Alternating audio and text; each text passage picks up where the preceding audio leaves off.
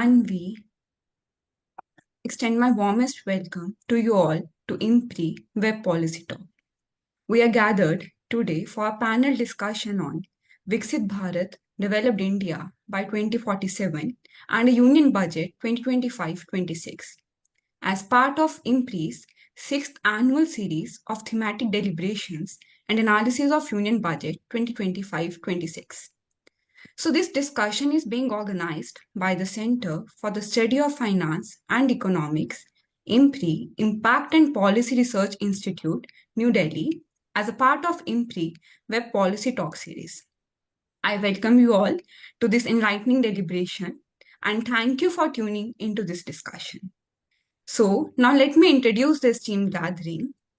Our chair for the session is Professor Nilanjan Banik, Professor and Program Director, BA, Economics and Finance, Mahendra University, Hyderabad, and a visiting consultant at IMPRI. We welcome you, sir.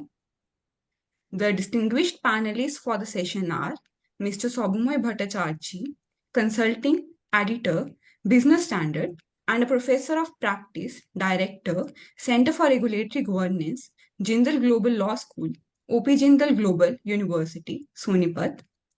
Then Mr. T.K. Arun, independent journalist, Dr. Radhika Pandey, Associate Professor, National Institute of Public Finance and Policy, New Delhi, Professor N.R. Bhanumurthy, Director, Madras School of Economics, Dr. Surajit Das, Assistant Professor, Center for Economic Studies and Planning, School of Social Sciences, JNU. I welcome everyone. So, we look forward to learning from an esteemed gathering. And now, without any further ado, let us start the program.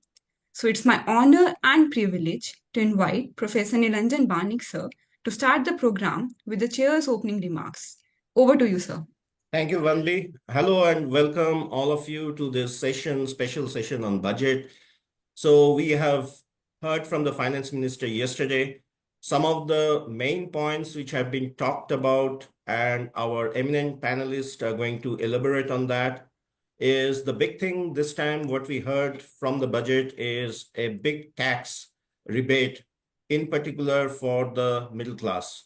Although the definition of middle class vary, but there are some indication that around 3 crores people are going to get benefited from that tax cut, what is being proposed in this budget.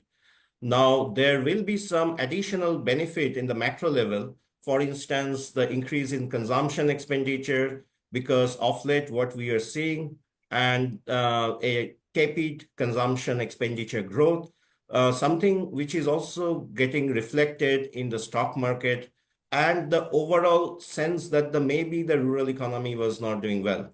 The other main takeaway from the budget was, for the first time over the past many few years, we have seen that FM has been talking about how to make our MSME sector more resilient, because one of the things which is being talked about and being cited by many researchers, that the MSME sector in India is not that competitive because of inverted duty structure. Now, what does inverted duty structure means? It means that the cost of import on or the import tariff was typically higher on the imported input, which makes the MSME sector's product, in terms of when they are manufacturing the final output, less competitive in the world market. Now, why MSME sector is important? It is important for the simple reason we have close to 200 million population working for or earning their livelihood from the MSME sector. So from the perspective of livelihood and as well from the perspective of employment generation, MSME sector becomes the second most important sector after the agriculture. Also, we have seen that some element of rebate or in terms of increase in loan given for the agricultural sector, in particular for the farmers who are taking Kisan credit thing from the government. So what does and how around 400 million people who are earning their livelihood from the agricultural sector, how that helps? We have also seen an increase in allocation in the number of seats given for our medical colleges. The idea is India may not have, in terms of per capita basis, that many numbers of medical professional, which is very important when it comes to the health services. Also, we have seen in this age of automation, government giving incentive and trying to make more number of seats available in IITs and other national engineering colleges. So these are some of the welcome things that we have heard from the Prime FM and eventually vetoed by the Prime Minister, saying that this is a very good budget. But there are also some kind of not so great thing which we have not come across in the budget. For instance, the apprehension is maybe that many number in terms of social sector allocation towards health and education. We don't see that much allocation getting increased in in education as well as health. We have also not seen the capital expenditure, which was growing at a faster rate. In particular, over the last 4 years, you will find that the capital expenditure was growing at around a CAGR of around 38%. But yesterday we saw that in terms of allocation towards the capital expenditure, there was not too much of that coming to the capital expenditure side of the story, which is very much required for building roads, port,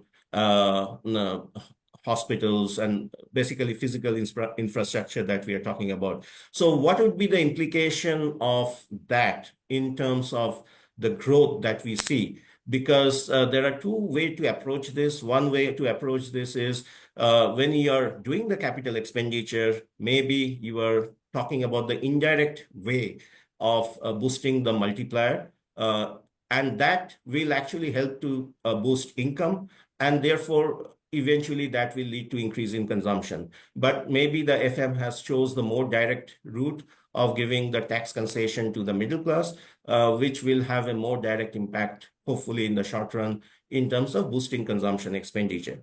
So these are the broad takeaway. And so what we are going to do is we are going to talk about each one of this thematic area, more particular because we have such eminent set of panelists. We want to understand the economics behind each one of this policy and how much that is going to impact the consumption expenditure, because as you know that the consumption expenditure is the most important component of GDP, and therefore it is quite necessary for us that how through these policy measures that is going to impact our consumption expenditure. So without further ado, let me start with the very first thing, the big thing, which was a tax concession to the middle class. What does our panelists think about this? So let me first start with TK. If you would like to give your comment, what is the broader implication of that, of the tax rate cut that we are hearing on the economy in general?